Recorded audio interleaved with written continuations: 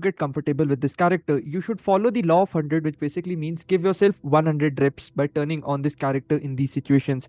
It does not matter how many times you fall, how many times you come back up, but just like do a minimum of 100 reps, 100 times you have put on this character, put on this mask in that specific situation or set of situations where you want to embody this. So the aim is to kind of embody this personality. Yo guys, namaskaram. So today I wanted to talk about a concept called alter ego. So I was lately researching the story of David Goggins. He's a Navy SEAL who is quite famous for his out of the world tasks. So he's literally the epitome of pushing your limits to the maximum capacity and also challenging your mind like to the extremes. And I was quite fascinated by the way he does it. And in his book Can't Hurt Me, he mentions that one day when he was looking in the mirror, in that instance, he created a personality by the name of Goggins, who was literally the personification of all the things he wanted and which were missing in his current life. This led him to a journey of extreme self transformation. So let us take some more famous examples. Kobe Bryant, the famous basketball player, created the Black Mamba. It's a sort of an alter ego, a different person, pretty much on the same lines. A character that was relentless and fiercely competitive on the court when the time to perform came, or like when the time to shine specifically came.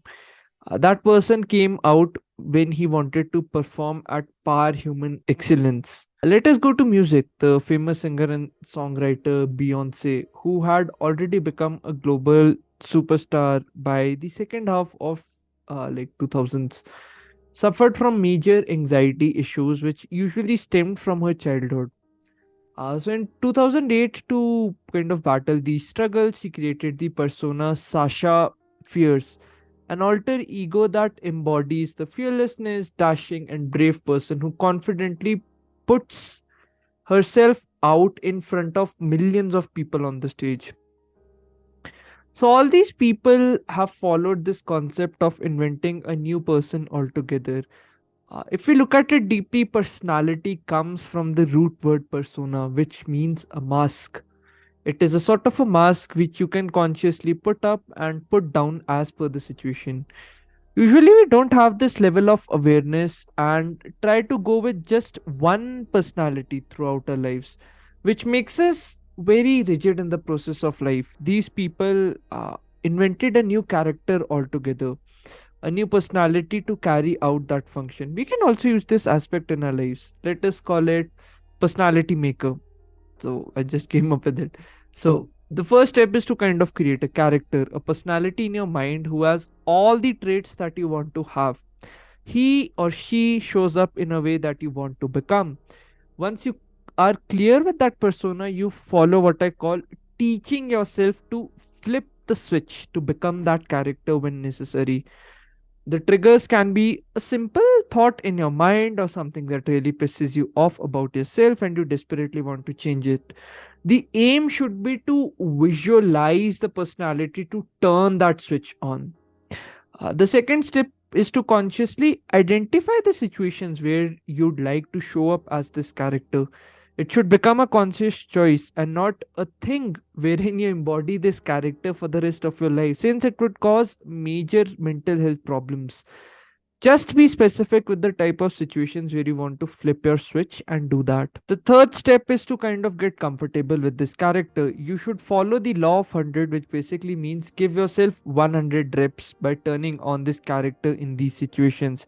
It does not matter how many times you fall, how many times you come back up, but just like do a minimum of 100 reps, 100 times you have put on this character, put on this mask in that specific situation or set of situations where you want to embody this.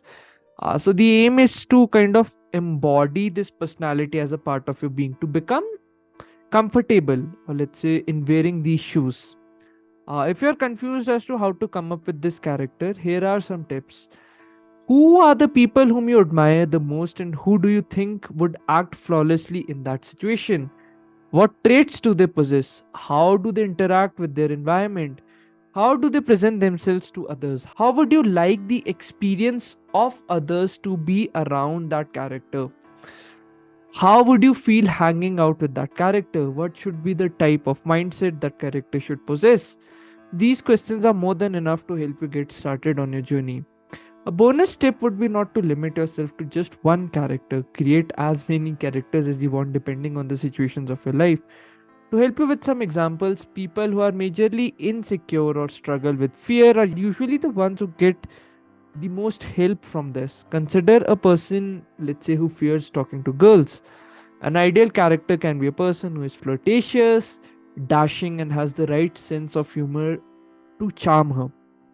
Write those qualities down and look up on the internet to cultivate some of these qualities within you. Let us say you want to incorporate a sense of humor into your speech, into your thought.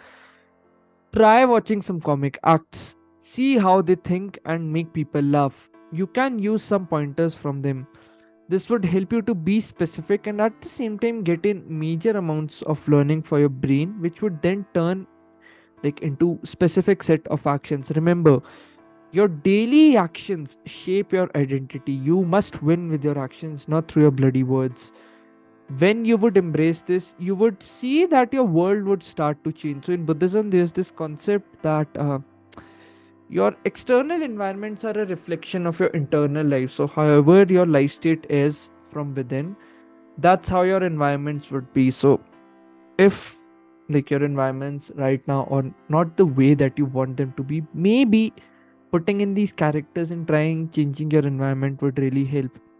Don't be fearful of making mistakes. Make as many mistakes as you can. It hardly matters. The only way to master this is to embrace your mistakes as you are going in this journey of self transformation. If you're afraid of making people fun of you, so I've made a detailed video on that. You can check it out. I'll link it here.